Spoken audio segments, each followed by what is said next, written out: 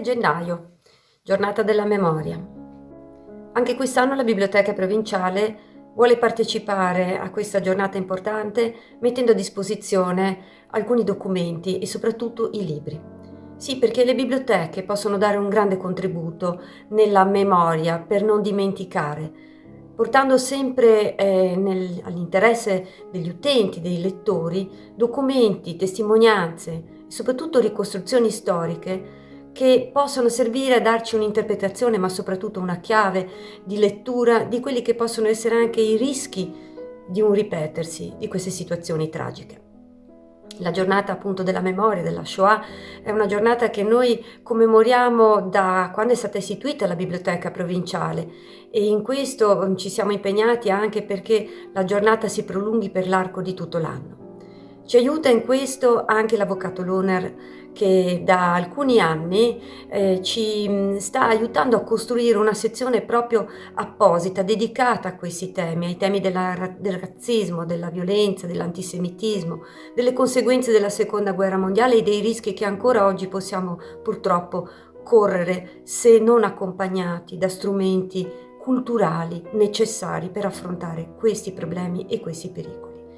Vi ricordo che la biblioteca è purtroppo ancora chiusa al pubblico, ma intende partecipare in ogni forma alla diffusione e alla divulgazione di certi temi e soprattutto di portare alla conoscenza di tutti le letture e le possibili chiavi di lettura della nostra realtà.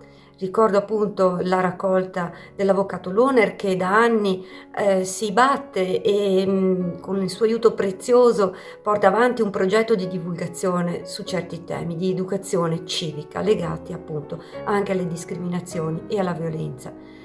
La biblioteca è chiusa al pubblico, ma si possono prendere in prestito i libri e, come vedete da questo filmato, le possibilità di lettura sono molteplici. Ricordo anche parecchi titoli che sono disponibili sulla piattaforma BiblioWeb.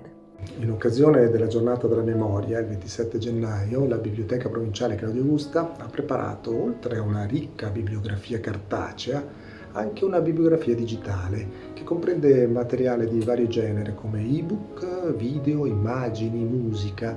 La potete trovare all'interno della nostra piattaforma digitale BiblioWeb.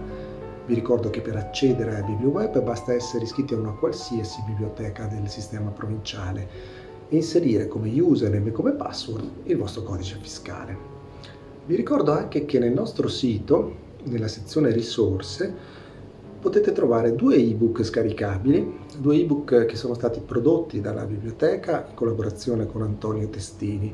Il primo libro, dal titolo Mi ricordo, sì mi ricordo, narra le avventure incredibili di Bruno Bertoldi durante la Seconda Guerra Mondiale.